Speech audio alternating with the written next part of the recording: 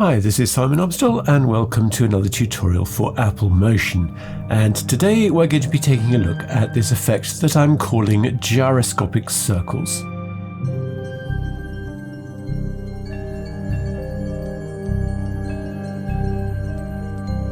So some really interesting organic looking shapes in there, and this just keeps evolving endlessly. So let's take a look at how it's done. So for my project, I'm going with 1920 1080, 24 frames a second, and I've chosen a duration of an hour to give us plenty of material to play with.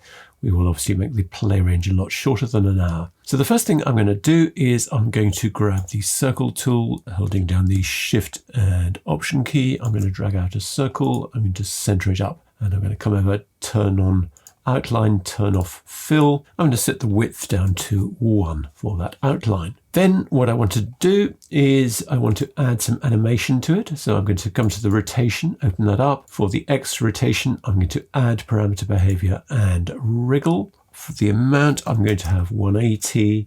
The apply mode is going to be add and subtract. For the frequency, I'm going to go with something like 0.35. I don't want any noisiness because I want this rotation to be quite smooth like this. It's a kind of oscillation, but it's a random oscillation. And we're going to apply the same thing to the Y. So add parameter behavior, wriggle, and again, add and subtract. Again, let's go for 180 for the amount. For the frequency for this, let's go with 0.4. And again, let's turn the noisiness down to nothing. So there you go. There you've got our basic circle animation. So I'm going to call this group base element, and I'm going to right click, make clone layer, turn off the original group.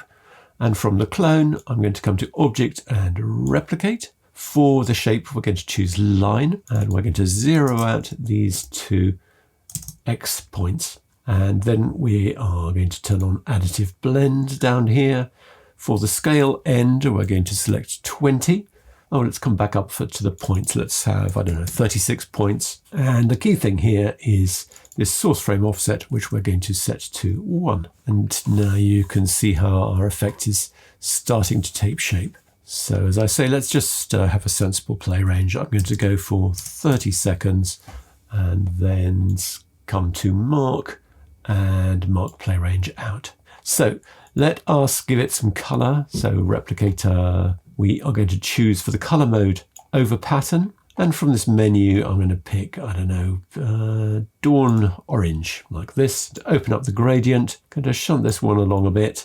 And I'm going to make another tag at the extreme left there by clicking on the bottom bar. And I'm just going to add some blue into that, like that. And I'm going to click on this just to spread them out evenly. So that's the bottom button there. Incidentally, the one just above that reverses the order of the gradient if you're not aware of that, but I want it this way around. So then I'm going to come back into my base element, my circle, and I'm going to stylize it a little bit. So I'm going to add, first of all, hatched screen, and I'm going to set the angle to 45, and I just want to come back into my shape. And for the brush color, I'm going to reduce that down to around 50-60%. That's going to allow the hatch screen to do its job. It won't if that's at 100% white. So let's come back over to the filter. I think this is pretty good. Actually, let's increase the contrast up to the maximum it will go. What that's done is it's broken up our circle and made it a lot more interesting, I think. And we can add on top of that, stylize and circles. And I'm just going to turn the fall off down to nothing.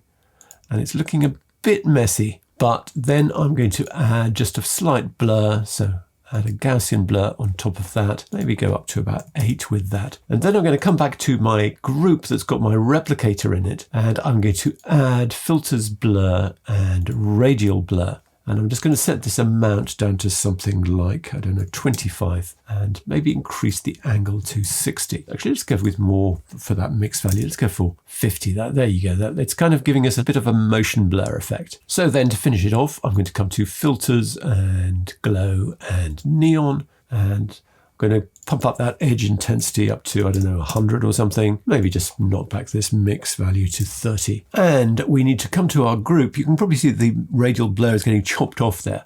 What we need to do is come to our group and turn on fixed resolution. Makes it all work quite a bit better.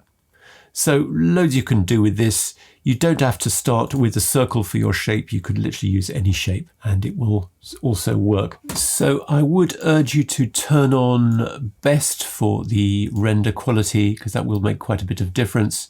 You might decide you don't actually like hatch screen, you just want to go with circles. That gives a smoother result. Or you might just decide you want this very basic look.